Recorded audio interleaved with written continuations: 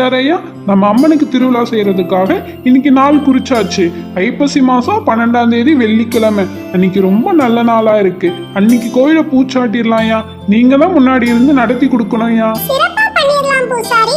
நானும் இந்த வருஷம் அம்மனுக்காக ஒரு தங்க கிரீடம் செஞ்சு அம்மனுக்கு கொடுக்கலாம்னு இருக்கேன். ஜமீன்தார் சொன்ன மாதிரி அம்மனுக்கு தங்க கிரீடம் படிச்சு ஊர் மக்கள் எல்லாருமே சேர்ந்து திருவிழாவை சந்தோஷமா கொண்டாடி மகிழ்ந்தாங்க.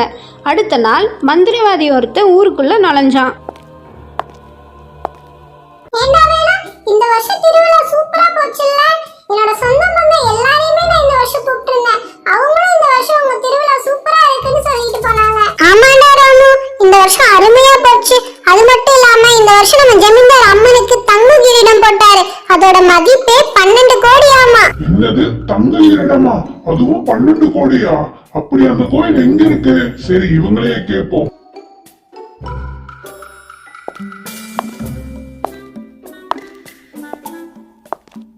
ஏங்க, நீங்க இந்த கிராம மக்களா? என்னோட பேர் சுரேஷ். நான் சிட்டியில இருந்து வந்திருக்கேன். நான் ஒரு பத்திரிகையாளர். இந்த கிராமத்துல சக்தி வாய்ந்த அம்மன் இருக்கிறதா கேள்விப்பட்டேன். அந்த கோவிலுக்கு கொஞ்சம் வழி சொல்ல முடியுமா? ஆமாங்க, எங்க அம்மன் ரொம்ப சக்தி வாய்ந்தவங்க. சரி, நீங்க இப்படியே நேரா போய் வலது பக்கம் திரும்பினீங்கன்னா எங்க அம்மன் கோவில் வரும். ஓ அப்படியா? சரிங்க, உங்க உதவிக்கு ரொம்ப நன்றிங்க. இரவானதும் அந்த மந்திரவாதி அம்மன் கோவிலை நோக்கி போனான்.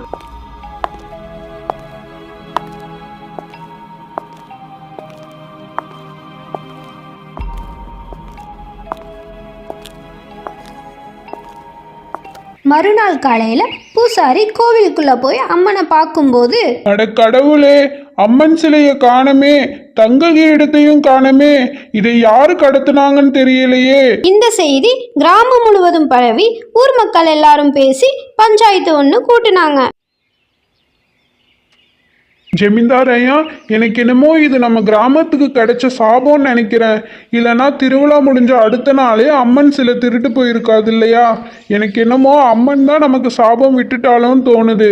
திருவிழா நல்லபடியா தானே நடத்தி முடிச்சோம். பூசாரி, நீங்க சொல்றது கூட சரியா இருக்கலாம். நம்ம திருவிழா நல்லா தான் பண்ணோம். ஆனா அதுல ஏதோ ஒரு குறை இருக்கு போல. அதனால தான் அம்மன் நம்ம ஊர்ல இருக்க பிடிக்காம இங்க இருந்து போயிட்டா. திடீர்னு ராமு அந்த கூட்டத்துல மந்திரவாதி நிக்கிறத பார்த்து, எனக்கு